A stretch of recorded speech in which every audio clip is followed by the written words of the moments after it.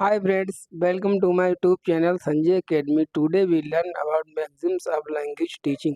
आज हम लोग भाषा शिक्षण के जो है सूत्रों के बारे में पढ़ने वाले हैं। जैसे कि हमने हिंदी में पढ़े थे, इनको हिंदी पेडागोजी में ज्ञात से अज्ञात की ओर, मूर्त से अमूर्त की ओर, सरल से कठिन की ओर। ठीक है, उसी प्रकार से इंग्लिश में है, बस इनका नाम जो है वो ट्रांसलेट हो गया, सेम है। तो ठीक है, आज की क्लास बहुत ज़्यादा इम्पोर्टेंट होने वाली। इनसे ये हमेशा क्वेश्चन पूछे ही जाते हैं कि हमको किस प्रकार से पढ़ाना चाहिए, concrete to abstract, known to unknown. तो आराम से क्लास को देखिए, ठीक है, बहुत आराम से क्लास को करेंगे। और आज अगर आपने हमारे साथ इसको पढ़ लिया तो फिर इसके बाद आपको कभी पढ़ने की इनको ज़रूरत नहीं पड़ेगी, क्योंकि हम लोग बिल्कुल डिटेल में पढ़ने वाले हैं इनको। ठीक है, केवल नाम ही काफ़ी नहीं है, ये डिटेल भी जानेंगे। चलिए अपनी क्लास को स्टार्ट करते हैं। सबसे पहला है हमारा मैगजीम्स। क्या होते हैं? Maxims of teaching are universal significance, they help the teachers to teach systematically. The different maxims of teaching are as follows. मतलब जो मैगजीम्स होते हैं, सूत्र होते हैं, वो टीचर की मदद करते हैं सिखाने में। तो सबसे पहला कौन सा है हमारा? Known to unknown. इसको हिंदी में कहते हैं ज्ञात से अज्ञात की ओर। हमको बच्चे को नोन टू अननोन प्रकार से पढ़ाना चाहिए, ज्ञात से अज्ञात की ओर पढ़ाना चाहिए। ज्ञात का मतलब होता है जो चीज़ें वो जानता है, और जो जानता है उनसे जोड़कर जो नहीं जानता उन चीज़ों को पढ़ाओ। It is based on the fact that learners knows something. मतलब इस सिद्धांत के अनुसार जो बच्चे होते हैं वो बिल्कुल खाली बर्तन नहीं है, जो कि ज्ञान ला की संकल्पना थी, कॉन्सेप्ट थी। बच्चे जो होते हैं ज्ञान से भरे हुए हैं और वो जानते हैं। It is considered that old knowledge Lay's the foundation of new knowledge. जो उनकी ओल्ड नॉलेज होती है उससे जोड़ कर आप प्रीवियस नॉलेज है उससे जोड़कर आप नई नॉलेज दीजिए, नया ज्ञान दीजिए, नई चीज़ें पढ़ाइए। Previous knowledge of a learner can be use to increase and wide the outlook of a learner. जो लर्नर है उसकी समझ को, सीखने को जो इम्प्रूव करता है, कौन? उसकी जो प्रीवियस नॉलेज, जो उसने आज तक एक्सपीरियंस अपनी लाइफ में किया। फॉर एग्जाम्पल, जैसे pronoun can be taught only when the learner has a knowledge of noun. अब मान लीजिए आप इंग्लिश के परिप्रेक्ष्य में पढ़ रहे हैं, तो इंग्लिश के एग्जाम्पल हैं। अब बच्चे को हमको प्रोनाउन पढ़ाना है, तो प्रोनाउन पढ़ाने से पहले उसको नाउन पढ़ा हुआ है, तो नाउन से जोड़कर आप प्रोनाउन बताइए। ठीक है, अगर डायरेक्ट इनका सीक्वेंस भी यही होता है, नाउन प्रोनाउन ऐसे करके होता है। कोई ऐसे नहीं सुना होगा आपने, प्रोनाउन नाउन। क्यों? क्योंकि सीक्वेंस होता है, सिस्टमेटिक होता है कि अगर नाउन की जानकारी है फिर उसको प्रोनाउन पढ़ाओ, इस सीक्वेंस में आप पढ़ाएं। तो इसका क्या मतलब हुआ पूरे का, नोन टू अननोन का? इसका मतलब है कि बच्चे की प्रीवियस नॉलेज से जोड़कर पढ़ाइए, जो कि इंट्रोडक्टरी क्वेश्चन पूछे जाते हैं। ठीक है, क्लास को शुरू करने से पहले प्रीवियस नॉलेज से जोड़कर। दूसरा क्या है हमारा? सिंपल टू कॉम्प्लेक्स, मतलब सरल से कठिन की ओर। ज्ञान जो होना चाहिए, सिखाना चाहिए, वो सिंपल टू कॉम्प्लेक्स होना चाहिए। सरल चीज़ें पहले पढ़ा दो, बाद में कठिन चीज़ें पढ़ाओ। First simple things should be taught and then complex things. By learning simple things learners feel encouraged and confident. अच्छा, ऐसा है क्यों सरल चीज़ें पहले क्यों पढ़ाओ?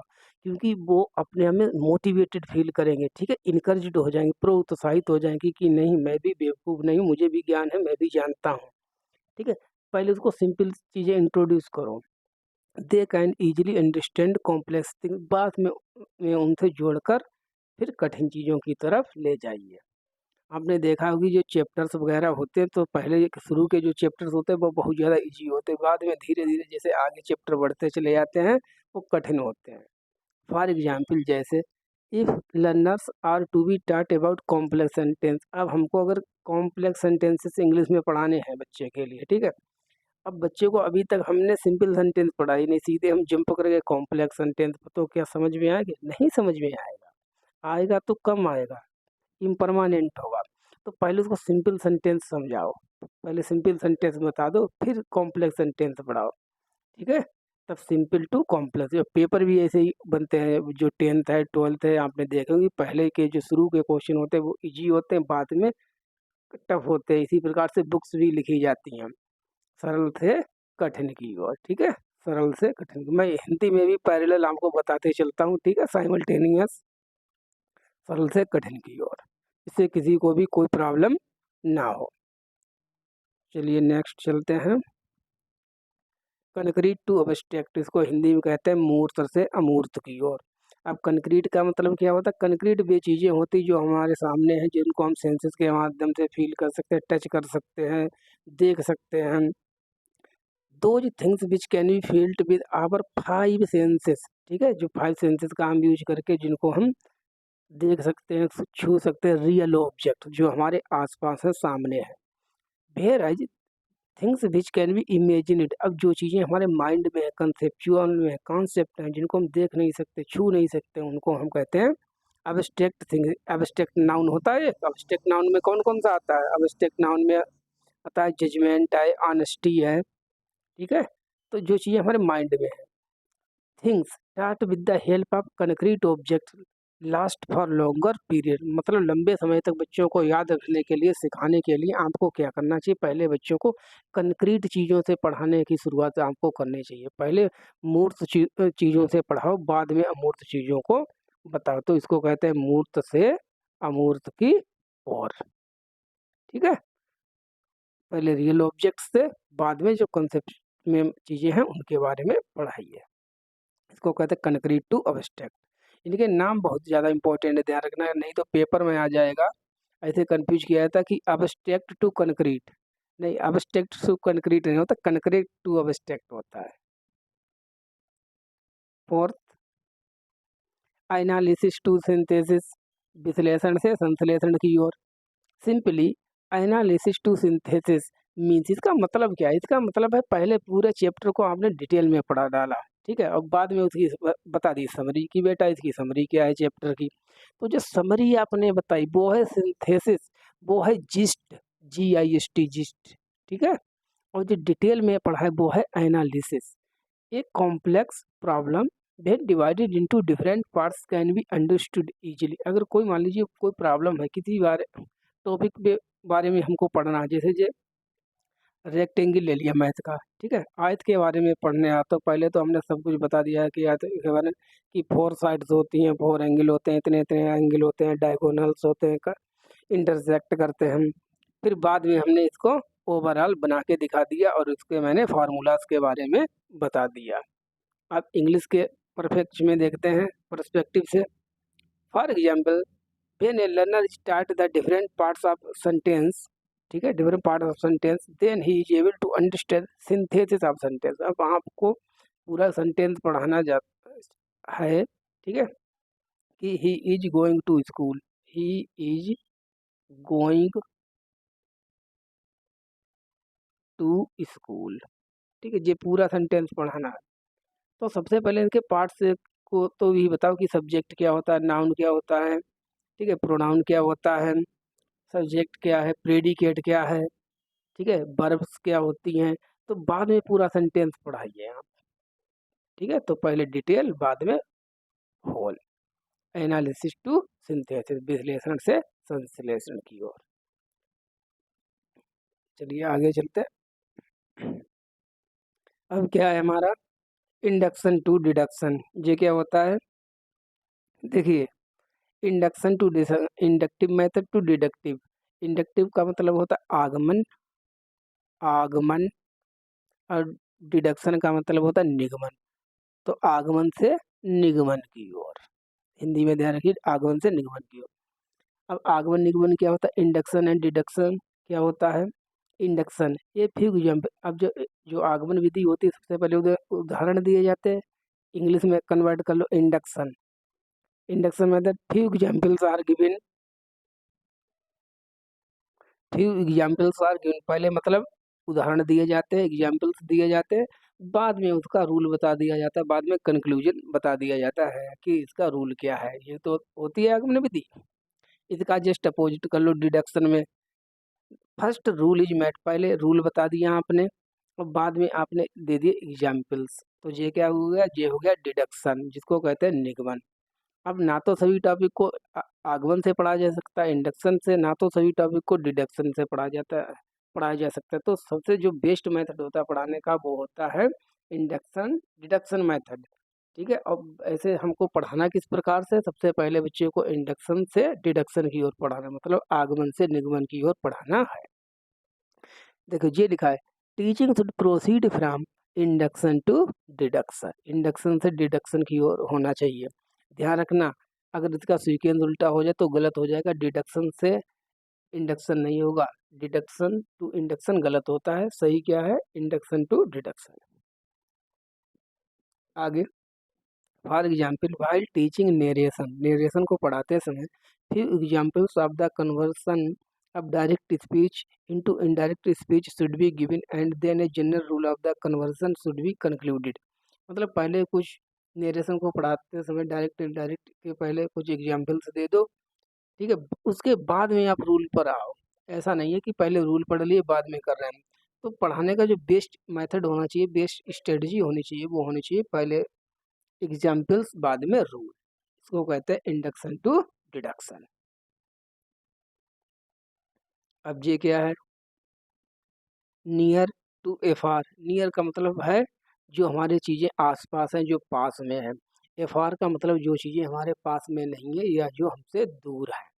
तो सबसे पहले किन चीज़ों के बारे में पढ़ा, देखिए इंग्लिश में क्या है, ए लर्नर इज एक्वाइंटेड, एक्वाइंटेड का मतलब होता है फेमिलियर, जिनके बारे में हम जानते हैं, with his her immediate environment. Thus, examples from his her environment should be given first, and then examples from other environment surrounding should be cited.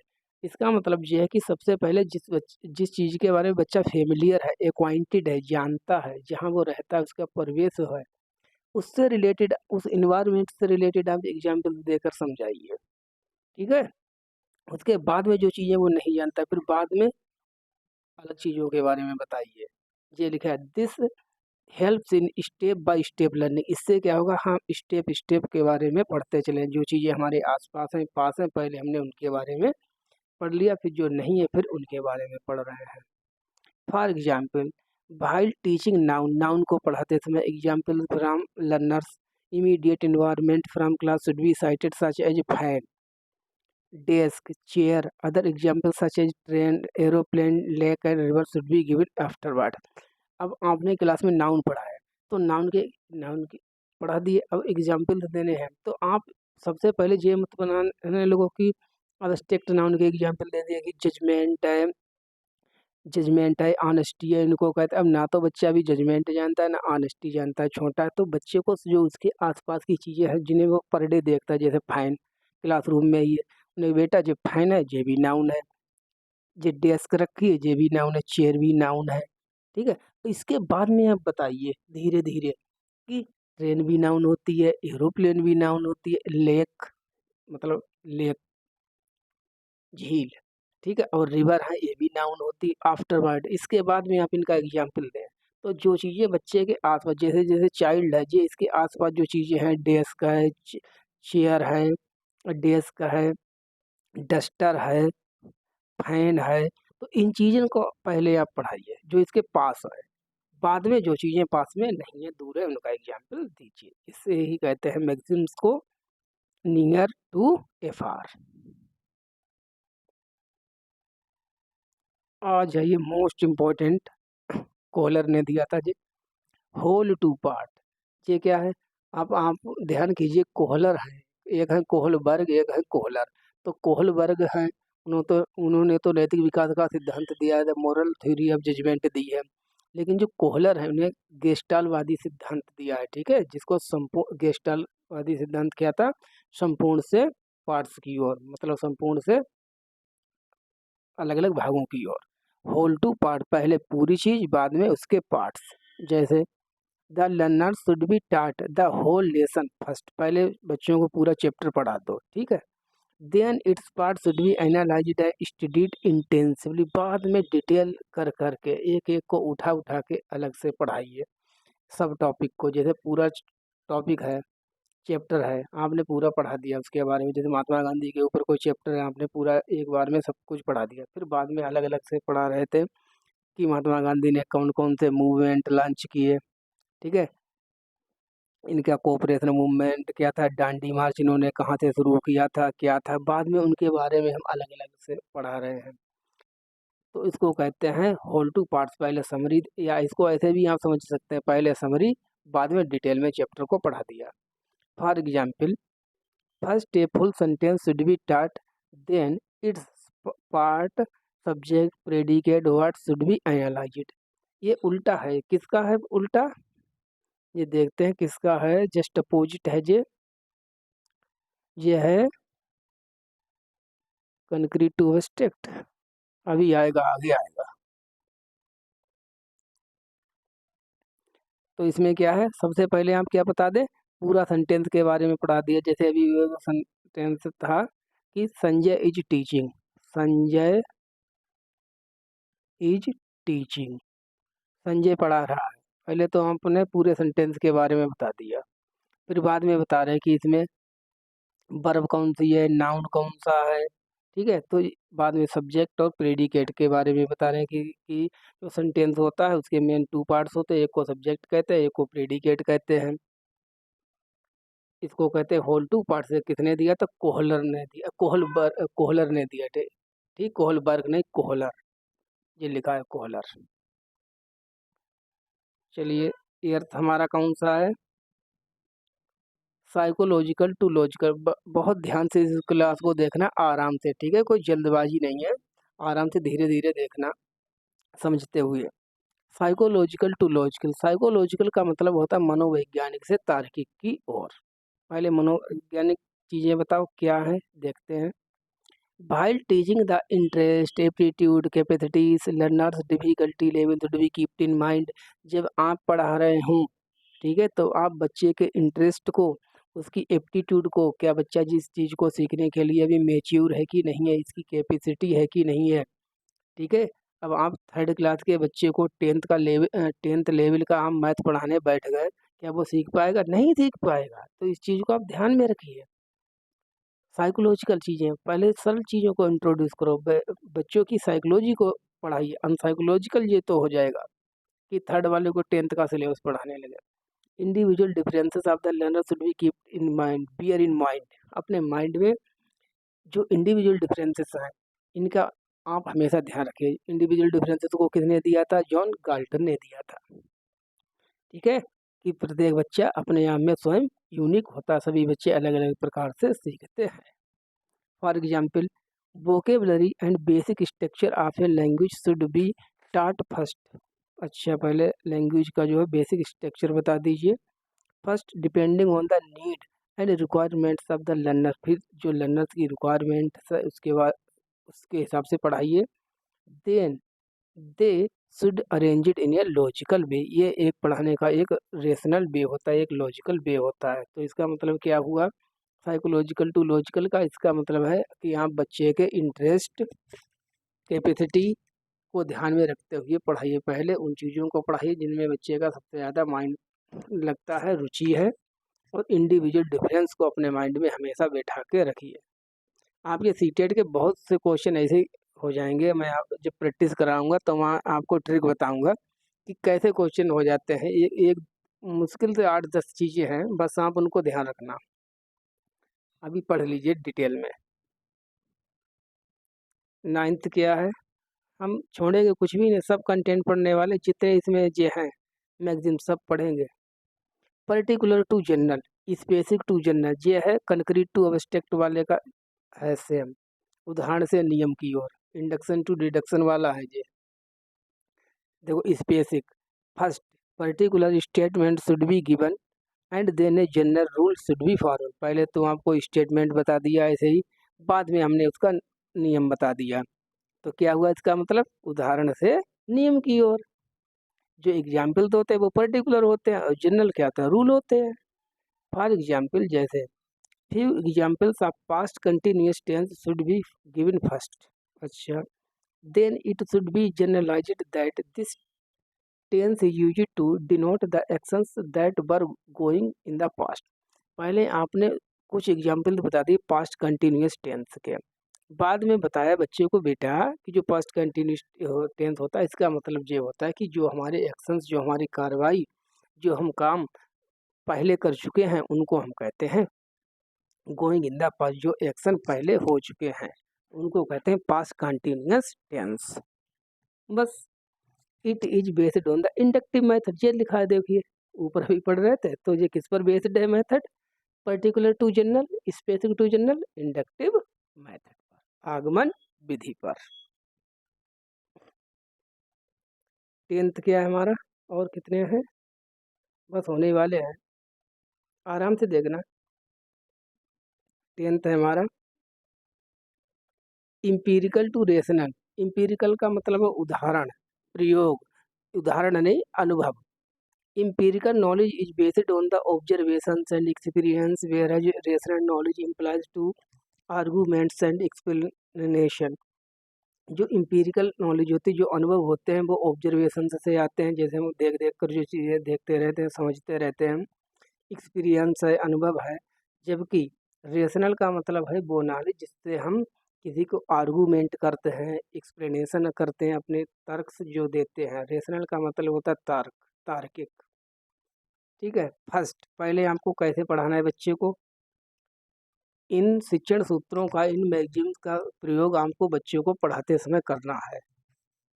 First, empirical knowledge of the learner should be discussed and then rational. पहले तो बच्चे जिस चीज़ के बारे में जानता है, उसने ऑब्जर्व की है, जो सोसाइटी में जो चीज़ें, जो उसका एक्सपीरियंस है, पहले आप उन चीज़ों के बारे में बातचीत कीजिए, डिस्कस कर लीजिए, जिससे बच्चा आपसे जुड़ जाए। बाद में आप रेशनलिटी की तरफ, तार्किकता की ओर ले जाइए, जैसे जो चीज़ें अब्स्ट्रैक्ट हैं, आर्ग्यूमेंट्स है, एक्सप्लेनेशन है, मतलब डिटेल से आप फिर पढ़ाइए।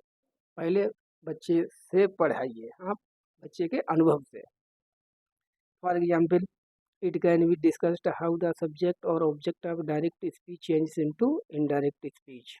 मतलब डायरेक्ट और इनडायरेक्ट में जो सब्जेक्ट ऑब्जेक्ट में कैसे चेंज हो जाता है, ऑब्जेक्ट सब्जेक्ट में कैसे चेंज होता है। ठीक है, एंड वाइस वर्सा। तो इस प्रकार से आपको पढ़ाना है इंपीरिकल टू रेशनल के नाम आपको बेसिकली ध्यान रखने हैं। एक्चुअल टू रिप्रेजेंटेटिव्स, ये मोस्ट ज़्यादा इम्पोर्टेंट नहीं है, लेकिन पढ़ लीजिए। एक्चुअल का मतलब वो होता है जो चीज़ें रियल में एग्जिस्ट करती हैं। फॉर इफिशिएंट टीचिंग, अच्छी टीचिंग करने के लिए actual object should be shown to the learners as far as possible. Actual का मतलब वास्तविक चीज़ें, ठीक है, रियल ऑब्जेक्ट्स। एक अच्छी टीचिंग को करने के लिए आपको बच्चों को जो रियल ऑब्जेक्ट्स हैं उनको दिखाना चाहिए, उनके बारे में बताना चाहिए, फिर दिखाना चाहिए। This helps in concrete learning. देखिए आ गया कंक्रीट टू एब्स्ट्रैक्ट वाला, कंक्रीट मूर्त, मूर्त लर्निंग। कंक्रीट का मतलब समझ ही गए होंगे। एक्चुअल का मतलब वो होता है वास्तविक, real objects. For example, while teaching nouns, जैसे नाउन को पढ़ाते समय, कंक्रीट, कंक्रीट का मतलब एक्चुअली होता है, ठीक है, real objects can be shown such as fan, chair, apple, potato. Later they should be represented in the form pictures और मॉडल्स। देखिए वही बात आ गई कंक्रीट वाला, कि सबसे पहले अगर आपने बच्चे को नाउन पढ़ाए हैं, तब आप बच्चे को जो एग्जाम्पल्स दें वो कंक्रीट चीज़ों के दें, वो एक्चुअल चीज़ों के दें, जो उसके सामने है, जैसे फैन है, चेयर है, एप्पल है, पोटैटो है। ठीक है। उसके बाद में आप जो है पिक्चर्स के फॉर्म में, मॉडल्स के बारे में आप उसको दिखा सकते हैं, रिप्रेजेंट करके चीज़ों को दिखा सकते हैं कि बेटा देखिए ये फैन है, ये चेयर है, ये एप्पल ऐसा होता है, ये पोटैटो है। बाद में रिप्रेजेंट कर दिया, उनको सिंबॉलिक फॉर्म में दिखा दिया। ये है पढ़ाने का तरीका। तो ये भी किस पर आधारित है? Concrete learning. देखिए मैं आपको बता रहा हूँ, concrete to abstract, known to unknown, ये सबसे ज़्यादा मोस्ट इम्पॉर्टेंट है। फिर इम्पोर्टेंट तो सब कुछ है। बस दो ही बचे हैं। Definite to इनडिफाइनिट। डिफाइनिट का मतलब क्या है? The learner should B first टाट definite things and then इनडिफाइनिट things. मतलब पहले जो डिफाइनिट है, जो निश्चित चीज़ें हैं, पहले उनके बारे में होता है। जो अनिश्चित है, बाद इसको हिंदी में कहते हैं निश्चित से अनिश्चित की ओर। बाद में जो अनिश्चित चीज़ें उनके बारे में बताइए। जैसे if definite rules of grammar are taught then the learners will have good knowledge. Definite का मतलब निश्चित। अब जैसे ग्रामर है, ग्रामर के तो अनलिमिटेड रूल्स हैं, कितने पढ़ाए गए आप, तो जितना फिक्स है, थोड़े बहुत तो फिक्स हैं। ठीक है, तो आपने पहले उन रूल्स को ग्रामर के बता दिए, जिससे बच्चे के अंदर एक कॉन्फिडेंस आ जाएगा, थोड़ी बहुत तो नॉलेज उसके अंदर आएगी। और फिर तो learning is a continuous process है। लर्निंग अपने आप में परफेक्ट तो कोई नहीं होता है। तो डिफाइन इट, जो निश्चित थोड़े से रूल्स है पहले भी बच्चों को सिखा दो, बाद में आप क्या करो, arranged and explained in logical manner, इस प्रकार से अरेंज कर बाद में आप डिटेल में बहुत जाके ये जो इनडिफाइनेड धीरे धीरे चीज़ें हैं उनके बारे में बताइए। जैसे मैं एक यहाँ पे एग्जांपल देना चाहूँगा आपको से, फिश है, फिश, फिश का फिशिस नहीं होता है, सभी को पता है, ठीक है। लेकिन मैं बताऊँ आपको फिश का फिशिस कब होता है, अगर जो जो मछलियाँ हैं अगर वो अलग अलग रेसेस की हैं, जैसे रोहू मछली है, स्टार फिश है, अलग अलग टाइप्स की अगर मछलियाँ हो तब वहाँ पर फिशिस भी हो जाता है, इसका फिश का फिशिस भी हो जाता है, ठीक है। तो ये क्या है, टेक्निकलिटी है, इनडिफाइनिट चीज़ें थोड़े बहुत, मतलब बहुत ज़्यादा डीप हैं चीज़ें, तो इनको आपको पहले नहीं सिखाना, पहले सीधे ये सिखाओ कि बेटा फिश होता है तो फिश का फिशिस नहीं होता है। पहले ये चीज़ें, पहले ये रूल बताओ, ना कि पहले इतने डिटेल में जाके पढ़ाने लगे।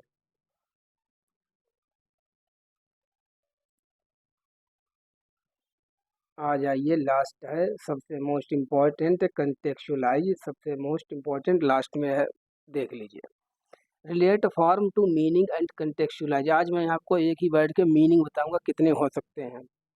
इसका मतलब है मीनिंग एंड कंटेक्चुअलाइज, मतलब कंटेक्चुअल मीनिंग क्या होती है, किसी संदर्भ में क्या मीनिंग कैसे बदल जाती है, देखिए कैसे मीनिंग बदलती हैं।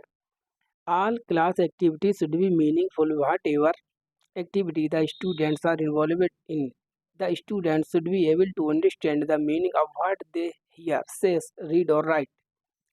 Teach new vocabulary items in context. Contextual meaning क्या होती है, contextual meaning इसका मतलब ये होता है कि किस कंटेक्स्ट में वर्ड का मीनिंग कैसे बदल जाता है। जैसे मैं आपको, स्टेट वर्ड है, स्टेट माने राज्य, सभी को पता होगा, लेकिन देखिए स्टेट की कितने मीनिंग होते हैं, ये तो मैं 4 महीने लिखे हैं, बहुत होते हैं। स्टेट मीन, जैसे बिहार इज ए स्टेट, तो बिहार क्या है, एक राज्य है। यहाँ पर स्टेट का मतलब क्या है, बिहार, ठीक है, एक राज्य। यहाँ पर इसकी हिंदी क्या हो गई, राज्य, लिख लीजिए, स्टेट माने राज्य हो गया है, ठीक है। Second, matters have 3 state. अब जो मैटर्स होते हैं, सॉलिड, लिक्विड, गैस, तो मैटर से पदार्थ की इतनी अवस्थाएं होती 3, तो यहाँ पर स्टेट का मतलब क्या हो गया, अवस्थाएं, अवस्थाएं। USA is a rich state. अब यहाँ पे जो यूएसए है, यूनाइटेड स्टेट ऑफ अमेरिका, जो अमेरिका है वो क्या है, एक धनी स्टेट है। स्टेट का मतलब यहाँ पर क्या है, देश। अब बड़े लेवल पर जो है स्टेट वर्ड जो है कंट्री के लिए भी यूज किया जाता है। और जो स्टेट राज्य वाला यस बनाया जाता है वो स्मॉल में होता है, और जो कंट्री वाला यस होता है वो कैपिटल में होता है। ये इनमें माइनर डिफरेंस है, कोई बात नहीं, ध्यान रख पाओ तो रखना, नहीं कोई बात नहीं है। तो यहाँ पे तो इसका मतलब देश हो गया स्टेट का।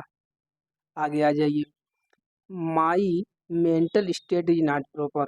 मेरी मेंटल स्टेट सही नहीं है, मतलब यहाँ पर स्टेट का मतलब क्या है, स्थिति। मेरी जो मेंटल स्थिति है वो अभी सही नहीं। तो स्टेट के इतने मीनिंग, मैं कम से 8-10 मीनिंग आपको और बता सकता हूँ स्टेट के। तो ये क्या है, अलग अलग जैसे ही कंटेक्स्ट बदलता है उसी प्रकार से मीनिंग स्टेट की बदल जाती है। अब बिहार इज ए स्टेट, अब तुम इसमें अवस्था लगाओ कि मेरी बिहार एक स्थिति है, तो स्थिति नहीं, बिहार एक राज्य है, तो इसे कहते हैं कंटेक्चुअल मीनिंग। चलिए अपनी क्लास को यहीं पर कंप्लीट करते हैं, मिलते हैं नेक्स्ट वीडियो में। Thank you for watching. बहुत अच्छे से पढ़ते रहिए सभी लोग, कोई आपका क्वेश्चन हो, डाउट्स हो, आप पूछ लिया करें, और हमारी क्लास में हमें रिव्यू करते रहें कैसा हम पढ़ा रहे हैं, ठीक है, आपको समझ में आ रहा है, ठीक है, सब कुछ हमें बताते रहें जिससे हम अपने आप को और क्रिटिकली थिंकिंग में अपनी कर पाऊँ, अपने आप को मैं और ज़्यादा मेटा को रिकोगनाइज कर पाऊँ। Thank you for watching my video.